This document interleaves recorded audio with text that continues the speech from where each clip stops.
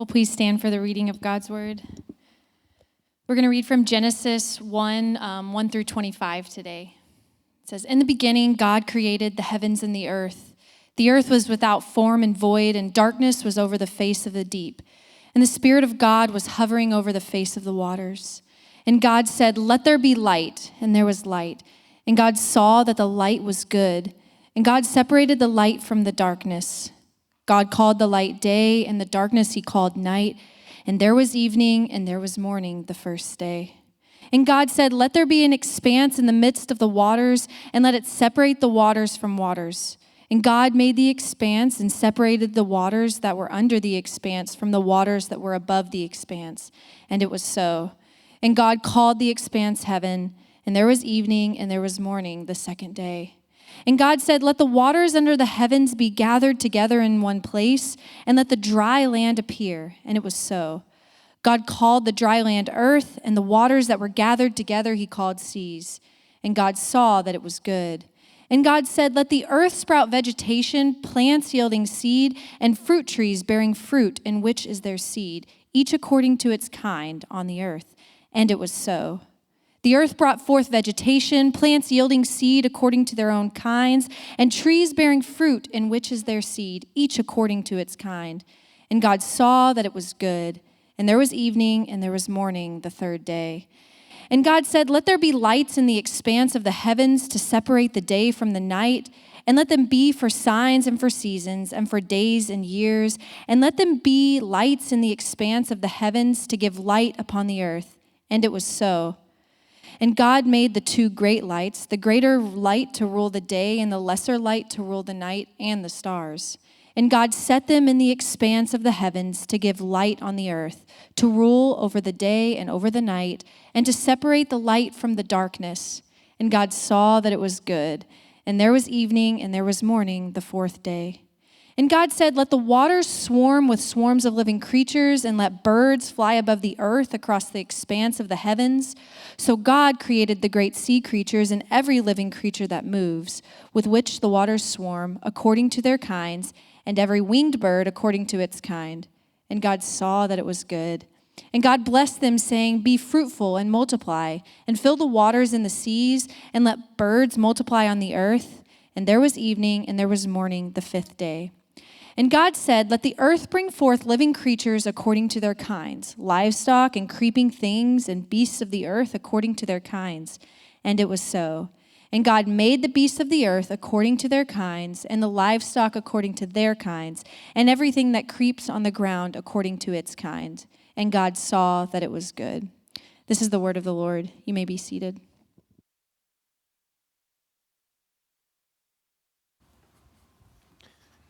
Thanks, Addie. Morning. Well, this week we are finally starting our series through the book of Genesis for the rest of the summer. I am quite excited about this. Me and Clark and Brendan have been preparing for this series for over a year now, and we are finally ready to take off. So as we do that, let me just share a little bit about the intent behind this series, like what we hope to accomplish, why we picked this book. The intent is that we want to properly tell the first chapter of the four-chapter gospel story. So if you ever heard of the four-chapter story, it's creation, fall, redemption, and consummation. That's the gospel narrative arc in four basic chapters. But it's important that we take the time to get the first chapter of that story right, because if you start off on a bad trajectory, you end up in a worse place. And far too often, this first chapter has been neglected or distorted or just outright forgotten and skipped. And this in turn does terrible things to the chapters that come after it. And one of, if not the biggest reasons that this happens, is that we tend to read Genesis in the wrong way. What I mean by that specifically is that we read it as if it were something that it's not. And that's completely innocent, I think, the vast majority of the time. It's not like we come to January every year and we're like, all right, time to misunderstand Genesis again. I'm ready to make this way harder than it needs to be. But no, we don't do that on purpose. It just happens naturally because the reality of the matter is we've never read anything like Genesis before. There's nothing else out there that you could compare this book to. And so whenever we start looking at the things that we normally read for guidance on how to read Genesis, we inappropriately and illegitimately transfer principles of reading those things over to reading this thing. It's what you do. Like anytime you read something unusual or something new, you start looking for things that are familiar. It's normal. It's pattern recognition. We're built to do this kind of thing. But Genesis is different. And so we have this habit of like looking to like fairy tales or science textbooks or history textbooks or poems or songs or great stories or myths or whatever it is that we look to see how do we read this kind of a thing? What do I do with this? But it's not any of those things. And so when we take those categories and we map it onto Genesis, we can very easily get things a little bit mixed up. And most importantly, we can miss what the book is trying to actually tell us, like what the function it has in the story of the gospel is. One of the major ways that we do this, misconceptions people have about the book of Genesis, is that they feel that they should read it for whatever reason as if they've never read the rest of the Bible. Like we're just going to completely dump all the information we have about the Bible, and we're going to start clean, blank slate when we read Genesis and pretend like we've never read any of the other stuff. And you see this a lot in preaching. People will preach through Genesis 1, and they'll only reference stuff in the immediate context of that chapter and not actually look at the connections to the Pentateuch or to the Old Testament or to the gospel narratives as if it was this totally isolated thing. And the best that you'll get sometimes is like a rhetorical wink when you get to the promise of the gospel in Genesis 3. It's like the same kind of look you give your kids when you're watching Star Wars in episode 2 and they think that Anakin is kind of annoying, and you're like, dude, just wait. Like, it gets so much worse. Like, that kind of like subtle allusion, like no spoilers, is not like, it's not a good way to preach Genesis. And it's reasonable enough to think we should do that because that's how we like to enjoy the best stories, right? Like, the best stories that you've ever heard, you always want to go back to the first time you heard them, when you could watch it on the edge of your seat and you don't know what's happening next and you get to be surprised by the big reveal. And so in a way, we're trying to kind of honor Genesis as a great story and respect how good it is by sort of like dumping all of our assumptions about it. So I get what's going on here, but that's not how we're supposed to read it.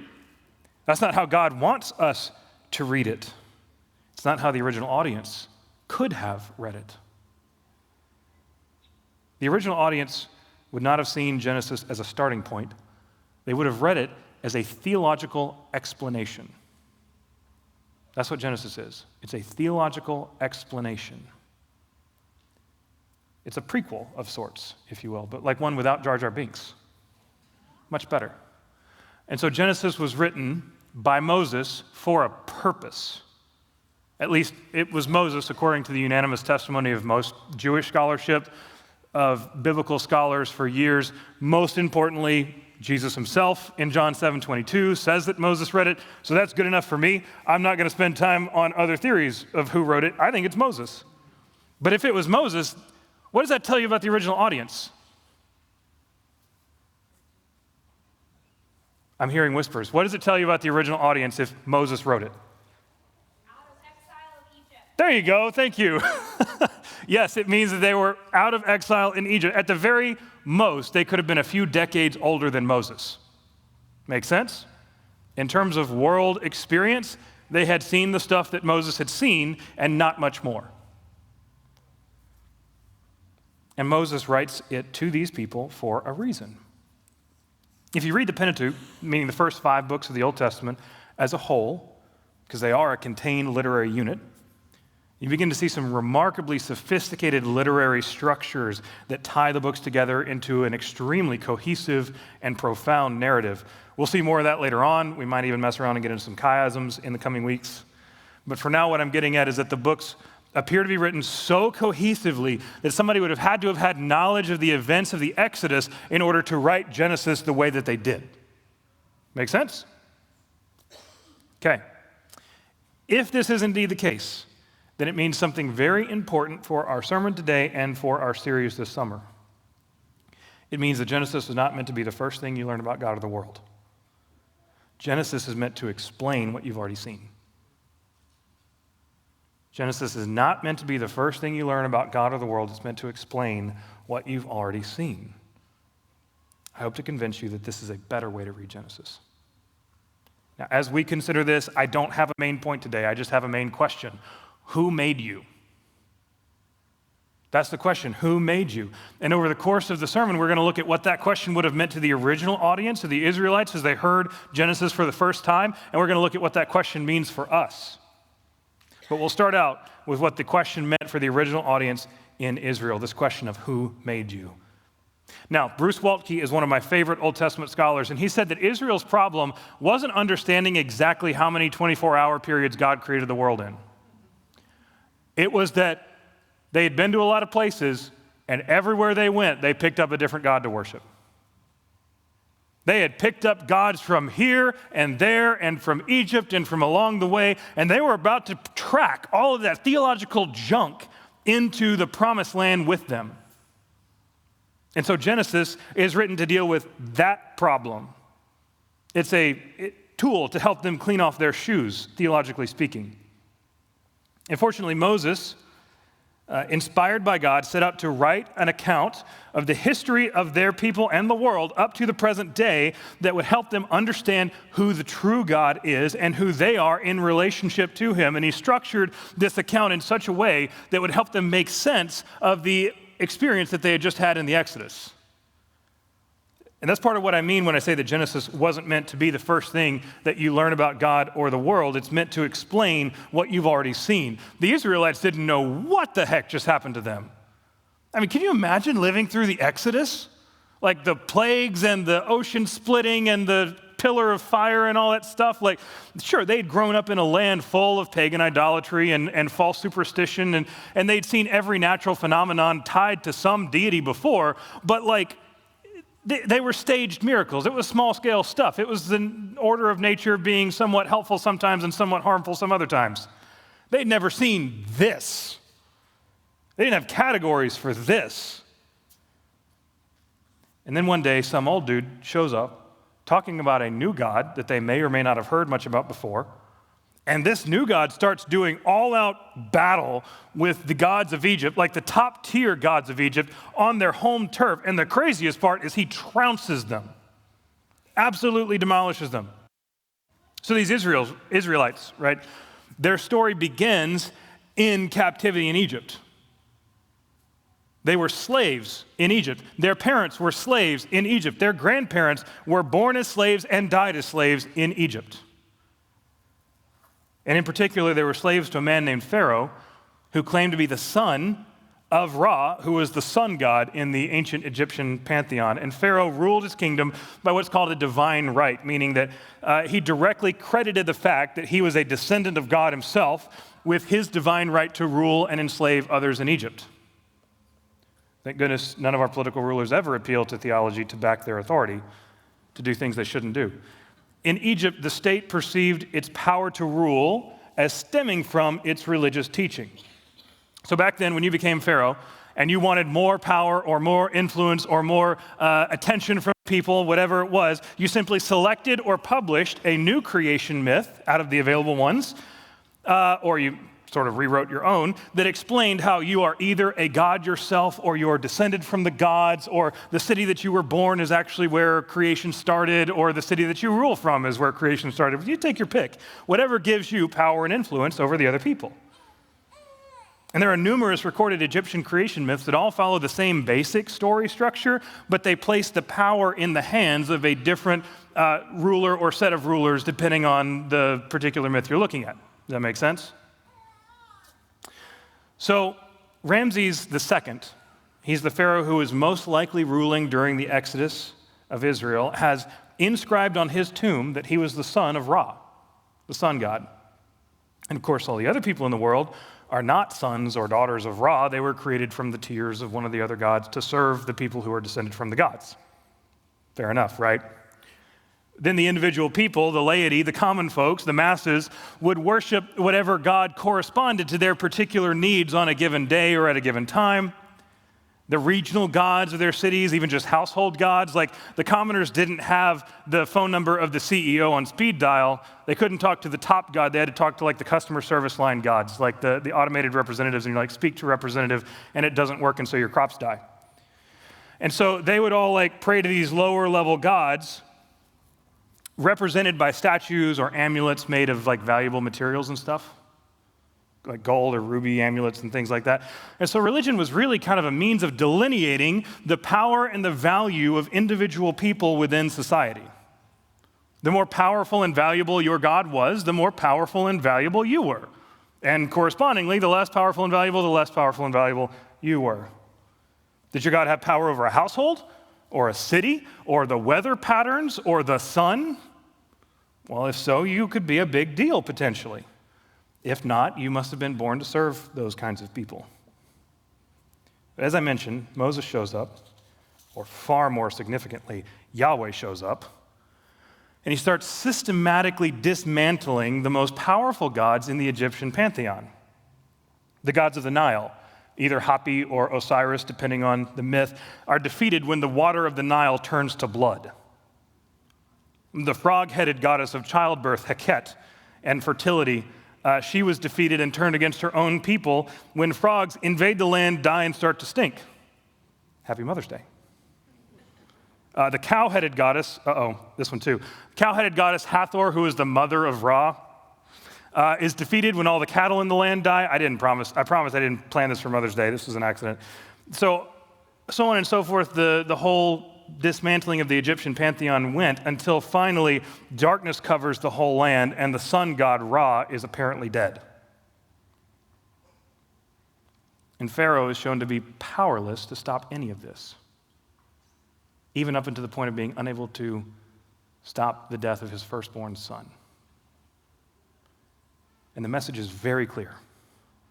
The God of Moses is on a whole different level than the God of Pharaoh. They've never seen anything like this. This is a God without borders, without territory, without jurisdiction or limits, without specific powers over specific things or specific areas. This is a God who can apparently do whatever he wants, wherever he wants, whenever he wants. Now, you're probably wondering, when are we going to actually get to Genesis 1? That's fair. But you have to understand, for the people of Israel, the events of Exodus 3 through 7 were their Genesis 1. Like this display of total sovereignty in the land of Egypt was the prologue to the creation account that these people would then read. They were reading Genesis 1 in light of that. But clearly they didn't get the meaning of that display of deliverance back in Egypt, because when they left on the way out of Egypt, they were still terrified and wanting to go back because the cuisine was good. And still Egyptian enough to want to go back, and not yet Israelite enough to want to go forward. They probably still had some household gods in their saddlebags as they were walking through the parted Red Sea.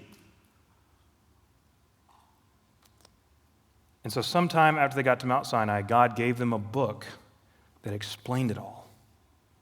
It explained why he had power over every single part of creation. Because there was no God in the beginning but him. And there was no stuff in the beginning but him. And nobody helped him or made anything except him. And it even explains why he cared for his people. Why a God like this had chosen to go to war with the self-appointed, divinely descended Pharaoh who ruled the national superpower of the world, and to do it all for the sake of a bunch of slaves that no one else cared for? Why would he do that? Well, this book explains it. These people were children of Abraham, who were children of Noah, who were children of Seth, who is the son of Adam, who is the son of God. Genesis even calls Adam a son of God and his descendants, meaning that the Israelites were descended from God, and they were made in his image, part of the chosen lineage of people that he had set apart for himself. And you have to know how weirdly this story would sit with an Israelite at the time. Like anybody who grew up in the ancient Near East area and had heard all these other creation myths and accounts, you got to know this is weird stuff, man. Like this does not line up. They were systematically unmaking everything that they knew up to that point. Like you would have read Genesis and been so confused. You're telling me that God made everything? Like Out of what stuff did he make everything? With what tools did he make who helped him make everything? Surely you don't mean everything. You mean like he made a lot of things out of some stuff, because that's how all the other myths and accounts work. Surely you're not dumb enough to believe in a God who actually made literally everything. But the Holy Spirit through Moses does something brilliant with the narrative. He sets up a comparison that will help the Israelites see what's going on. A comparison between the creation account and what they had just seen in the Exodus. So remember, they've already seen the plagues. They saw God strike creation 10 times with destruction, and they heard Moses say to them 7 times in between each of these plagues, "This is happening that you may know that he is Yahweh." The divine name 7 times pronounced in between the 10 plagues to explain this is Yahweh's doing.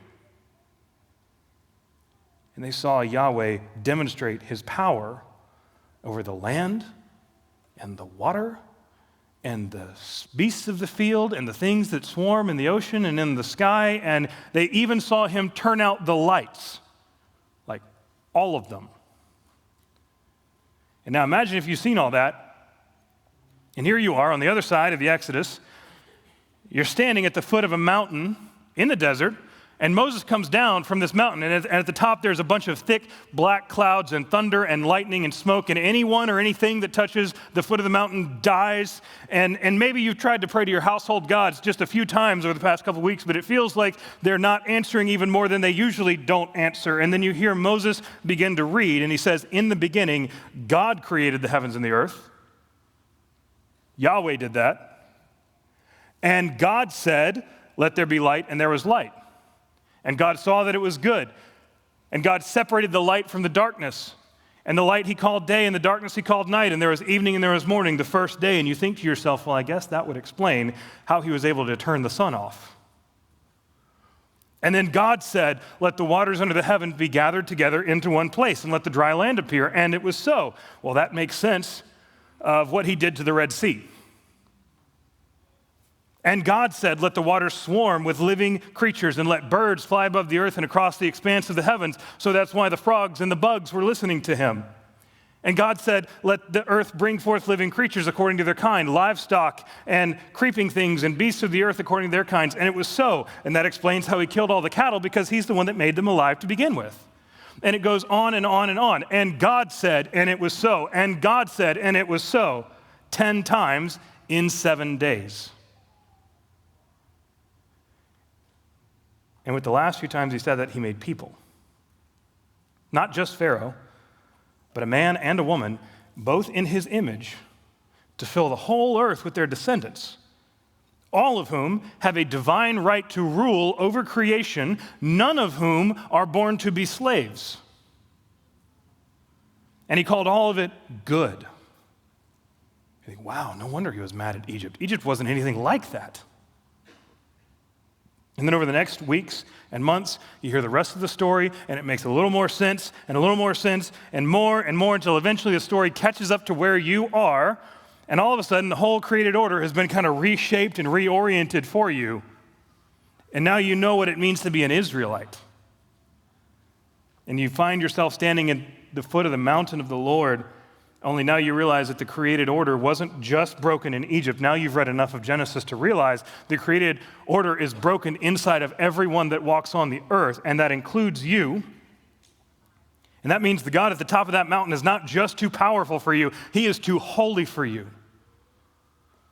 And now you don't know how to live in this new world, because all of the rules and the practices and the regulations that you learned about how to make the gods happy and how to keep them happy in Egypt just don't apply anymore. This God doesn't like the things that those God likes. This God doesn't even like a lot of the things that you like. And one day Moses comes down the mountain with some big stone tablets, and he finds you and your friends and that golden calf that you set up, trying to use some of those Egyptian rules to make this new God happy, but that didn't work, and a number of your friends and even family members died that day. And then after some time, Moses comes back with a new set of tablets, and he begins to read, and it starts with, "I am the Lord your God, Yahweh, who brought you out of the land of Egypt, out of the house of slavery. You shall have no other gods before me. And he goes on, and as he keeps speaking, you're trying really hard to make a mental list of what you're hearing because these appear to be very important rules. And you've seen people die for not listening many times at this point, and when he finishes, you're counting up the rules, and you get 10 rules. And the longest one in the middle was about the seventh day, that you should keep it holy.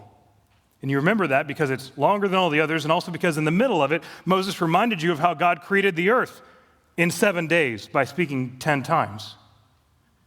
And you think back and you remember the 10 times that God spoke to unmake the land of Egypt, saying 7 times, I'm doing this so that you know that I am Yahweh.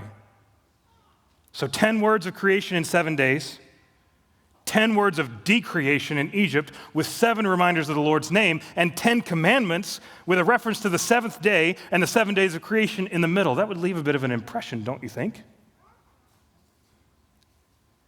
And you start to see all these connections between the plagues that you saw in Egypt and the creation narrative that you just heard, and you realize that Yahweh wasn't just winning against the gods of Egypt, he was the only one playing.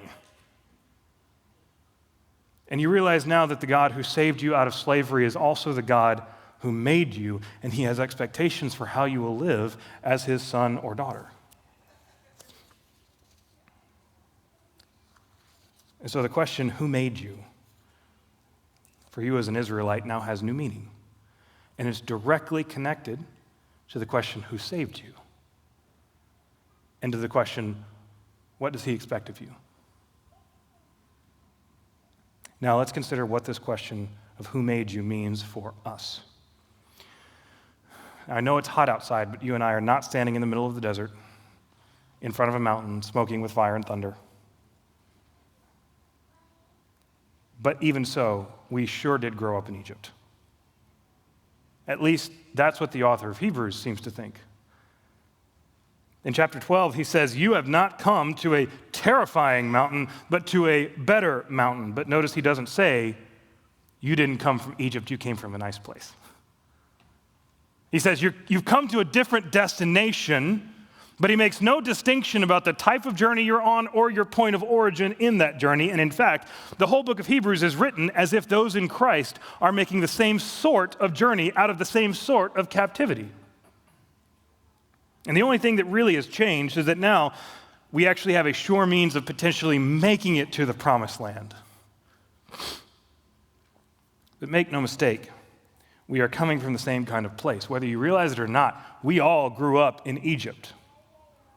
By which I mean to say, we have grown up in bondage to ungodly powers, daily confronted with alternative explanations for why the world is the way that it is and where it all came from and how that shapes each of us and what sort of behavior is expected of us because of the way that it came to be. This happens in a lot of ways, a myriad of different permutations, but I want to pick only one. It's not the only one, but the one we're going to do for today. So just hang on with me for a minute and do me a favor. I need you to promise me not to get too excited or too angry on either side, okay? We're all just going to be really cool for about 5 minutes. Scientists are now the priests of modernity. To be clear, I have nothing against scientists. I do, in fact, respect and appreciate them a great deal. I am pro-science. This is not one of those anti-science Genesis sermons. But did you see how we have to clarify what we mean there? Because even pastors can't get away with talking bad about priests. When I say scientists are priests of modernity, I don't at all mean that they are made up or doing made up things, or that their work doesn't matter, or that they can't be extremely helpful and contribute to the kind of stewardship over the world that God intended people to have. I don't mean any of that. Quite the contrary. What I'm saying is that their work has taken on religious significance in our culture. Okay, it's gone from a lowercase t truth to an uppercase T truth. It's gone from being one of many true and helpful things by which we understand the world to being like an ultimate true by which we decide what other things are true or not true. Does that make sense? And that happened because sometime in the 1900s, philosophers convinced the scientists that only the material world exists. It's always the philosopher's fault. Those guys are pieces of work. But the scientists, like everybody else, were largely pretty cool with that. I mean, if you tell the guys who study the material world and figure out how the material world works that the material world is the only thing that exists, they're not going to put up a big fight about that. And really, actually, the rest of us were largely cool with it too, because materialism, which is the belief that the material world is all that exists, or at least it's all that matters, materialism lets you have Genesis 1 without Exodus 20. It lets you have the words of creation without the words of ethical restoration. Creation without law, put simply. And that's fine enough, because if creation created itself, just like the sun god Ra in the Egyptian mythology created himself, then we don't have to worry about a fall or sin or laws, because creation only gives us trees. It doesn't care which ones we eat from. Here's the problem, though. If you take away God, you don't just lose Exodus 20 with the Ten Commandments. You lose Exodus 3 through 7. Remember earlier I said Exodus 3 through 7 were Israel's Genesis 1. It's where the story started for the original audience, in slavery in Egypt. Sure, it was slavery with leeks and onions, but also with idolatry and abuse. And what you need to know about Egyptian slavery is that God didn't make it like he made creation. The slavery is what happens when sinful people are cut off from God, and then they are left to their own devices, and they start trying to be creative on their own without the influence or the supervision of the God who makes good things. And they start making awful things. The strong abuse the weak. The weak become victims of false religion and superstition, and they live only to get to their next meal. That's because natural selection is the way of the world, according to the materialist faith. It's the first commandment. And be honest with me. Be honest with yourself.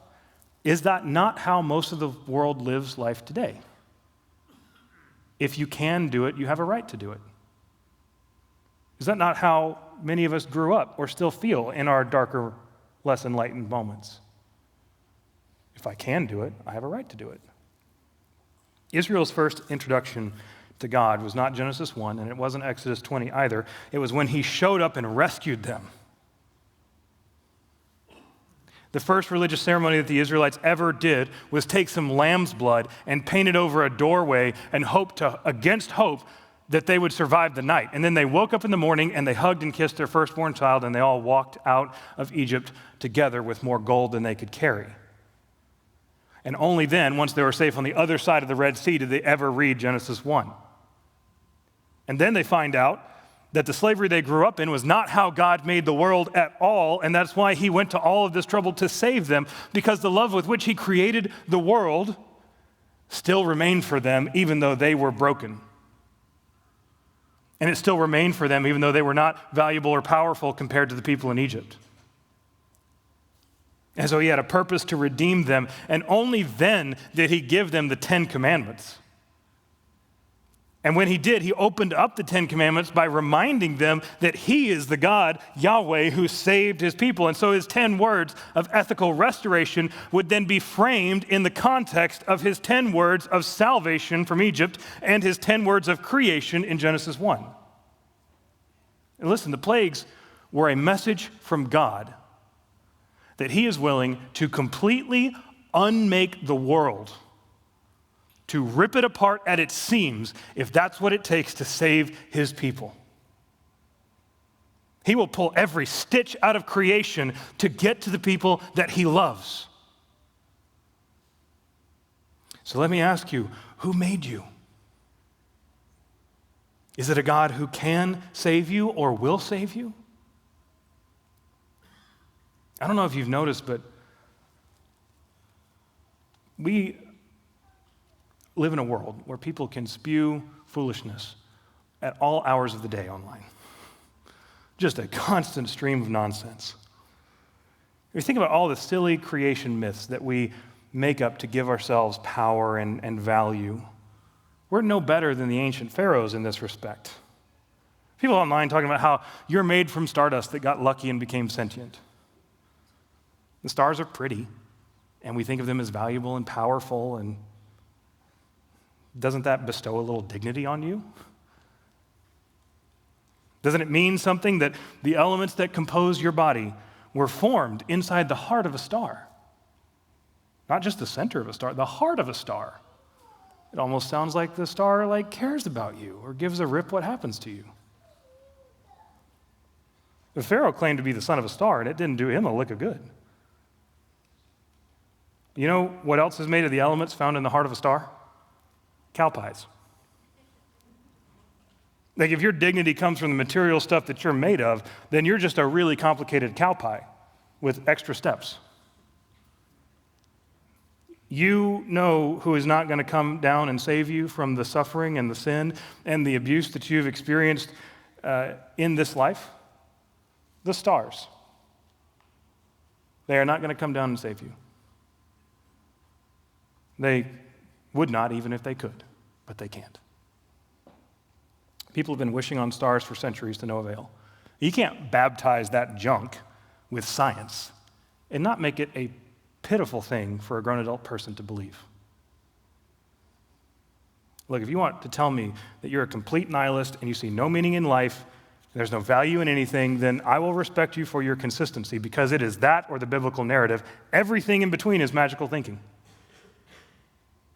But if you're sitting here this morning and Genesis 1 feels kind of impossible to believe, that's okay. Let's start with Exodus 7. Let's start with letting God systematically wage war against the idols in your life, against the sinfulness and the pain and the brokenness that you've had to deal with inside of yourself and in those around you. And on the other side of that, I want you to remember Genesis 1, and I want you to remember that God's words of deliverance and of restoration are perfectly consistent with the words that he used to make you. Now, you need to know that the word that he spoke to make you is the same one that he sent to become flesh for you. That's what John 1 says. To keep the word of the law for you, to wage war against your idols by dying for you. There's nothing that has been made without him. All things are made to him and through him and for him. He is the wisdom of God by which the world was made, good, good, and very, very good. He made you in his image, and now he offers to deliver you from slavery to sin and death and restore you to the purpose that you were made for. His name is Jesus. And he did all of this that you may know that he is Yahweh. He is the Lord. Now, you might reasonably say, all right, that's all well and good. Sounds nice. I'd believe it if I could, but I can't. But remember, the true God is not like the weak gods that people have been making up for thousands of years. He doesn't need any raw materials to work with. He doesn't need any help from anyone, not even you. Not when it came to making the world, and not when it comes to breathing life into an unbelieving heart. That's why Paul quotes Genesis 1 when he explains to the Corinthians how salvation works. He says, "For God, who said, 'Let light shine out of darkness,'" he's quoting Genesis 1, "the God who said, 'Let there be light,' has shone in our hearts to give the light of the knowledge of the glory of God in the face of Jesus Christ." Now, when Pharaoh found his gods, overpowered, defeated, and dead, he sat in the dark alone and hardened his heart, and he cursed the light. If you find yourself in that kind of a spot today, the Word of God is exhorting you to make a different choice. Today, if you hear his voice, do not harden your hearts. Make a different choice. Pray to the God who can create light out of nothing. Pray to the God who can deliver people out of slavery. Pray to the God who can open up the ocean so you can walk through and then close it over all of the things that are harming you because he loves you. That's a God who can actually do something for you. And so I ask you, who made you? Is it a God who can also save you? Is it a God who also cares about the way that you live your life? Is it a God who also sends his Spirit to you, that these commands of his might not just be burdens, but might be promises and possible for you? If that's not the God who made you, you have not yet met the God of the Bible. And he is ready to introduce himself to you. Would you pray with me? Heavenly Father, I pray that you, for your glory and as a display of your sovereign power, you who need help from no one, I pray that you would speak and make light in the heart of people where there is only darkness. I pray that you would do it so that you would get glory and you would get praise and you would get honor, and all we could do is just sit there and behold this new creation and rejoice in it and call it very good. And for those of us who may be, for whatever reason, in bondage to doubts or to sin or to suffering, whatever that looks like, I pray that you would provide deliverance and that you would provide patience and strength to wait on your deliverance rather than trying to find that from other lesser gods. Father, I pray that there would be no other gods before you in our lives, but that we would depend on you, the one who made us, the one who saves us, and the one who calls us to walk as your children. We ask these things for Christ's sake and in his name, amen.